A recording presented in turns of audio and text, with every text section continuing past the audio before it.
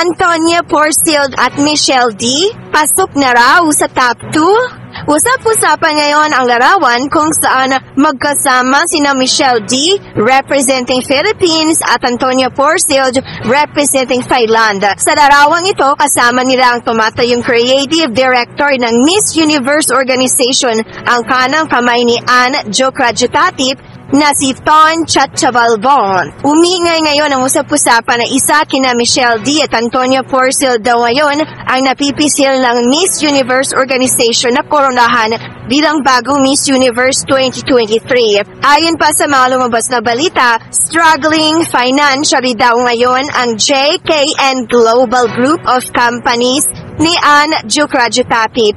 Kaya kailangan doon ito ng malaking pera para mabayaran ang kanyang pagkakautang nito sa Thailand government. Best choice daw para kay Ann Jokrajutatip kung isa kina Philippines, Michelle D. at Antonia Porcil ang kokoronahan niya. Dahil meron daw malakas na supporters ang mga ito at in-demand pa sa mga sponsors.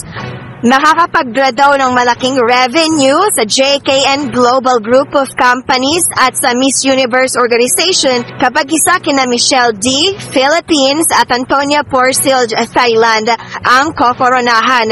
Naging mas maugong ang usap-usapan na sina Michelle D. at Antonia Porcil na araw talaga ang napili ng Miss Universe organization na papasok sa top 20 at posibleng sa top 2. Lumabas ka ang balibalitang ito nang bigla na lamang daw nakikitang close at magkasama na sina Michelle D. at Antonia. This Barbie is using my injury.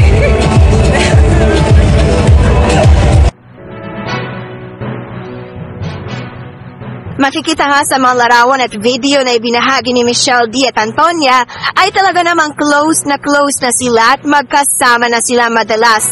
Ipinost pa nga mismo ng Miss Universe Creative Director na si Ton Chachavalbon sa social media rito ang larawan nilang tatlo nila Michelle D. at Antonia Porcil, kung saan ayon sa mga netizens, si Michelle D. at Antonia Porcil daw ang napipisil ni Ton Chachavalbon na makapasok sa top 2 at isa raw kina Michelle D. at Antonia Porcil ang napipisil nila na koronahan ngayong taon.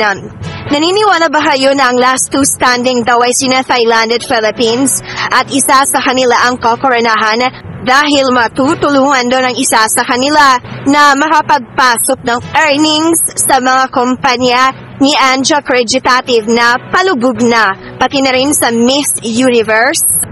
Samantala naglabas na ng bagong update ang Miss Universe sa pasabog na stage, kung saan tapos na nga ito. Tapos na ikabit ang mga pasabog na LED lights, tapos na rin itayo ang malawak at pasabog na runway. Inihahanda na rin ang mga pasabog na sound system at audio department.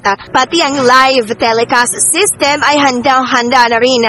Ayan, nakabili na ba kayo ng ticket para sa preliminary competition? Ako nakatili na.